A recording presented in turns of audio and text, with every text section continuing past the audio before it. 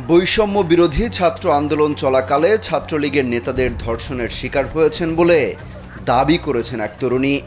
একই সঙ্গে সমন্বয়ক থেকে শুরু করে বৈষম্য বিরোধী ছাত্র আন্দোলনের প্রায় সবার দ্বারে দ্বারে ঘুরেও বিচার পাননি বলেও অভিযোগ করেছেন তিনি। তার এই অভিযোগের বিষয়ে খোলাসা করেছেন অন্যতম সমন্বয়ক নুসরাত তাবাসসুম।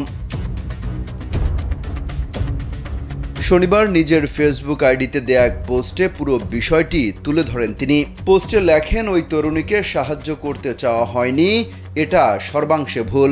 তাকে বারবার আইনি সহায়তার প্রস্তাব দেওয়ার পরও সে নাকচ করেছে, হয়তো মিডিয়া ট্রায়াল কিংবা অন্য কোনো ভয়ের জন্য, আমি জানি না।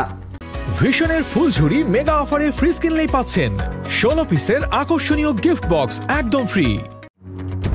তিনি আরো লেখেন, আমি জিজ্ঞেস করতে চাই, তোমার জন্য সুবিচার কোনটা হতো ছোট আপু?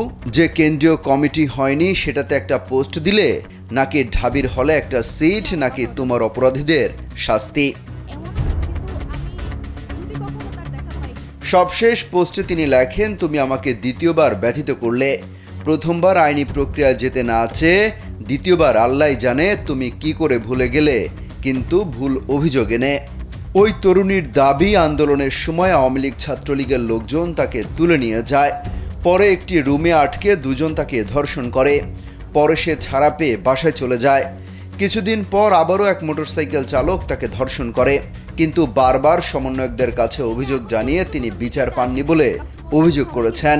কিন্তু তিনি কোনো আইনি পদক্ষেপ নিতে চাননি।